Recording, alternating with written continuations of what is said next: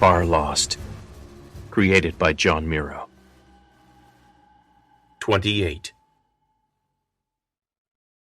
Sam forced his eyes away from the streaking stars and locked them on his target. Floating in the eerie silence of vacuum through the guts of his ship was hard enough, without the constant distraction the hole in the Betty's side provided. She tumbled for most of a minute in the dark, with pinprick stars streaking by, then a minute in sickly yellow glare, reflected off the Thorn, then back into the dark. Sam turned his head as far from the hole in the Betty's side as he could without losing his focus on his latest target in his slow trip of zero-gravity leaps across the ruined deck. Not far enough. He winced against the sunlit Thorn coming into view again. His helmet's faceplate did its best to polarize against the glare, and for just a moment he saw it. The black spot. What was it? A spaceship trapped here like all the rest? Some gigantic life form? A natural formation caught by the Thorn like everything else that went faster than? He didn't know. He shut it out. The airlock to engineering lay on the far side of this suicide run. He would reach it. He would find Ben, alive. He had to. He needed the old man to pull out one of his miracles to save the crew from the tram, knocked free during the Black Thing's arrival. A quarter of the way across the tangle of ruined metal, Sam grabbed hard at the red and yellow painted armor tubing that had until recently held comm lines and power conduits. Their guts were gone, but the armored pipes themselves were solid when his hands closed around them. He caught it and couldn't help one more look back before continuing on. He waited until the Betty turned back toward the Thorn and looked past the Black Thing.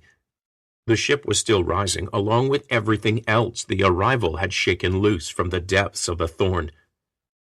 He'd never seen it this close with his naked eyes before. He could make out the spires and elegant wings. The Eternal was a beauty. He feasted on her for the seconds before the ship blocked her out again, then got back to work. He took his time zigzagging down the hall, making careful jumps to other secure handholds, until he was in sight of the doorway to engineering. No one was around to award him points for style, of which he had little, but he made it. Finally, he panted, licking sweat off his lips inside his helmet and wrapping his cybernetic arm around another railing beside another airlock control panel. "Hope you're zipped up, Ben," he murmured, and tapped a command override into the panel. The airlock opened, and something invisible punched Sam in the chest. He was prepared for the assault of escaping gases, but the ride wasn't as bad as it had been when opening the last airlock. He saw inside. A few meters away, the inner airlock door was also closed. He looked up at the imaginary gods that were screwing with him this day, and gave them equally imaginary thanks. He saved the real gratitude for his engineer, who might play fast and loose in many a way, but remained a stickler for safety protocols in his engine rooms. He reversed his mental course and considered a prayer again when the inner door of the airlock opened onto vacuum, or near enough. A few small scraps of paper whirled towards him as the pressure drop equalized into the space inside the airlock. The Betty had patched whatever damage, Sam knew. Had she done it in time? "Ben!" he screamed inside his suit, running into the first room in the section, which still had gravity. He slapped an arm control and shouted again, hearing his voice echo back at him, amplified by his helmet speakers. Nothing. Not you too, Sam thought, fighting down the stone that was growing larger in his throat. He wasn't dead. Sam believed that. The old man wasn't easy to kill. He and Ben were the last surviving members of the Betty McKenna's original complement. They'd survived the Betty's own horrific arrival in system after Corona Corp's death sentence of an FTL test flight. Together, they'd endured the vultures that swooped down on them after that, and all the years in between, while watching so many others die. The stone was getting harder to swallow. Sam raced through open corridors, screaming his engineer's name and getting no response. "Get your ass out here! What am I going to say to your kids?" He froze. A muted sound, a human voice, echoed from somewhere far off, somewhere below.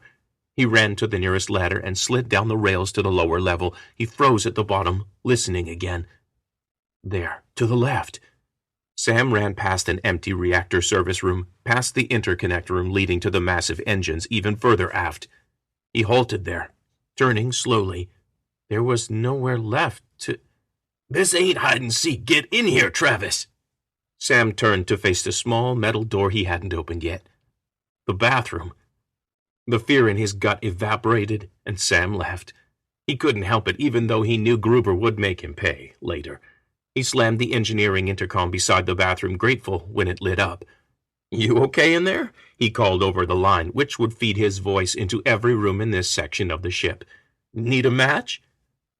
A click. Then Ben Gruber's voice came back. "Very funny. My captain is an asshole." Sam leaned against the wall and laughed again, but sobered quickly. "Are you in a suit? Can you open the door?" "It ain't a pressure door, genius," Ben muttered. "But I'm not in a suit. You have to get the door." Puzzled, Sam unlatched the door and pulled. The second he turned the handle, the door exploded open and clear plastic ballooned out. Sam fell backwards, laughing again, as Ben Gruber rolled out, safe inside one of the tough, transparent life support balls placed around the ship in case of depressurization. Gruber's voice was thin in the minimal atmosphere, but Sam could hear his friend's grunts and barks of annoyance as the ball, now freed from the tight confines of the bathroom closet, rolled down the corridor, its spherical shape reinforced by the pressure inside that was sustaining Ben's life. "Get me out of this, hamster toy!" Ben roared as he struggled for balance and failed, his long white hair fluttering around his head. Sam sidestepped the ball and found one of the extruded handles that dotted the outside. He grabbed hold and leaned into the ball, killing its momentum. He stared through at Ben, a look of queasy gratitude on his face. The engineer's face was also clouded with a different worry. "The crew?" he asked. Sam's face tightened. "Alive, but the wave that hit us cut 'em loose. They're moving up and out faster than we are." Ben was on his knees now, tying his hair back. His eyes darted around, indicating a staccato rain of thoughts. "Betty?" he asked. "Know why the power's offline?" Sam sighed. "Power's not offline. It's gone." He described the hit that had destroyed the power generation section as he hauled Ben forward back the way they'd come. Careful of pointy bits, he pushed and pulled Ben and his plastic shell past the ladder to another airlock. "The arrival?" Ben asked as Sam initiated the airlock, grateful to see pressure inside. Waiting for the pressure to cycle out of the airlock this time, Sam leaned against the wall and put what he knew together for Ben. "Big black egg. Totally black, totally spherical, totally smooth. It's like, I don't know, Ben, like a force field from the movies. It's being blown out with us, riding its own shockwave, though Daisy says it's not going fast enough to clear the thorn." Sam's voice dropped. "Daisy says we aren't either." "Fat lot of good that description does," Ben growled, his face still shaped by what was going on behind his eyes. "We won't stop falling for a while yet. Let's find a way to save the souls on the tram first." "No second. First, get me out of this bubble jail." Sam smiled at his engineer. The men never quit. Sam needed that attitude right now. "I missed you, old man." Gruber's face twisted like he'd eaten something off of Doug's plate by accident. "Don't make me toss my cookies in this thing." The airlock hissed open. Sam kneed Ben's protective ball forward into the square space and joined him, enjoying the sound of his engineer's yelp and curse. He smiled and cycled the airlock closed. Time to manufacture a miracle. Farlost. Music by Kevin MacLeod of Incompetech.com. Learn more at servingworlds.com.